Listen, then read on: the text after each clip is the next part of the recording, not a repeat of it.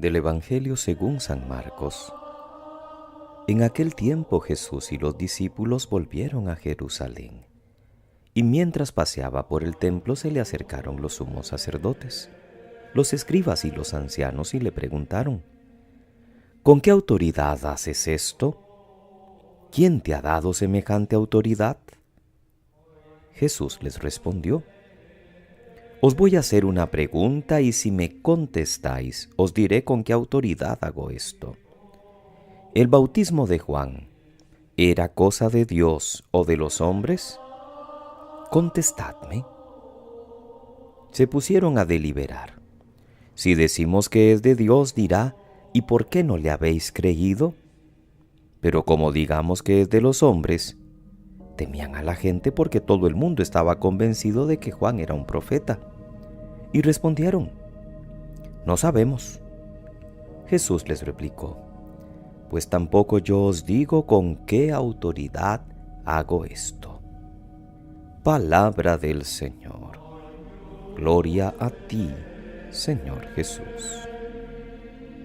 Este sábado de la semana octava del tiempo ordinario, queridos hermanos, leemos como primera lectura uno de los escritos más breves del Nuevo Testamento, la carta de Judas.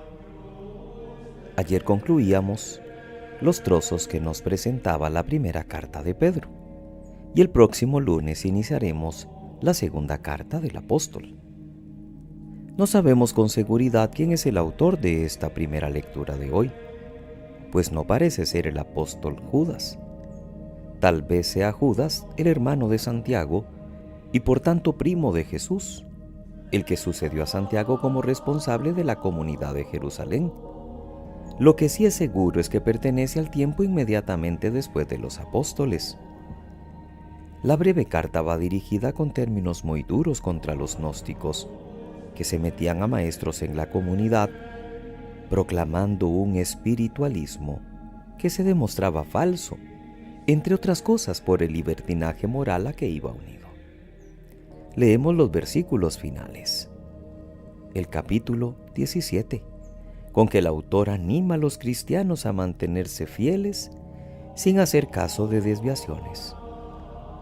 Por una parte se ve claramente que habla de las tres personas de la Trinidad.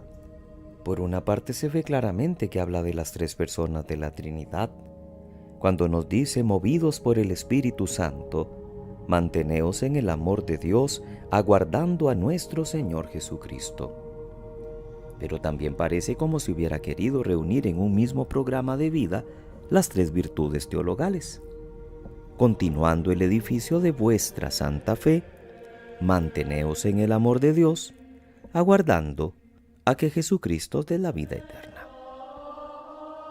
Cada generación cristiana ha tenido que permanecer alerta ante los falsos maestros y los movimientos que no vienen del Espíritu de Dios.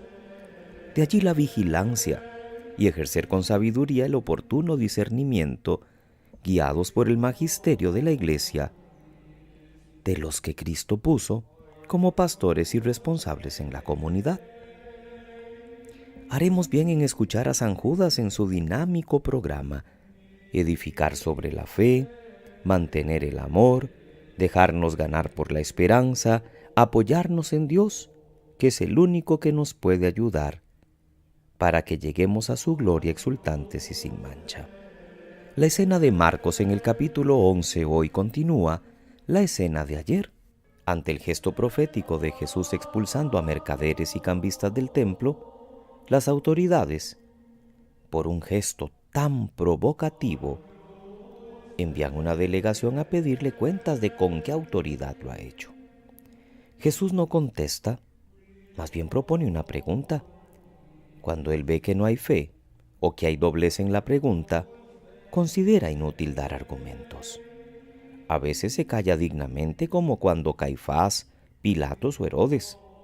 A veces contesta con un argumento ad hominem, es decir, hacia el hombre, o planteando a su vez preguntas, como en el caso de la moneda del César.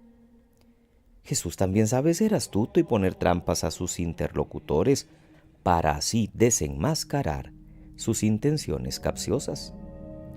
La pregunta no era sincera, Solo el Mesías o quien viene con autoridad de Dios podía tomar una actitud así, acompañada como está de más de signos milagrosos que no pueden ser sino mesiánicos. Pero eso no lo admiten. Por eso es inútil razonar con estas personas. Y Jesús no les va a dar el gusto de afirmar una cosa que no van a aceptar y que les daría motivos para acelerar su decisión de eliminarlo. Ante los gestos proféticos que también ahora se dan en el mundo y en la iglesia, deberíamos afinar un poco más nuestra reacción. Hay que saber discernir personal y comunitariamente bajo la guía de los responsables de la comunidad si los movimientos o las voces nuevas vienen o no del Espíritu.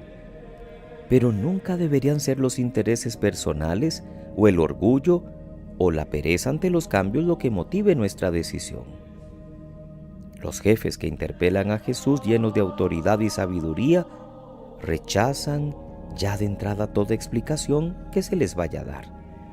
¿Quién es este para poner en tela de juicio nuestra manera de organizar las cosas del templo?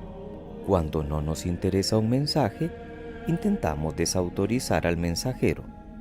Cuando un profeta nos interpela en una dirección que sacude nuestros hábitos mentales o nuestra comodidad o nuestros intereses, en lugar de preguntarnos si vendrá de Dios, nos dedicamos rápidamente a desprestigiarle para no tener que hacerle caso.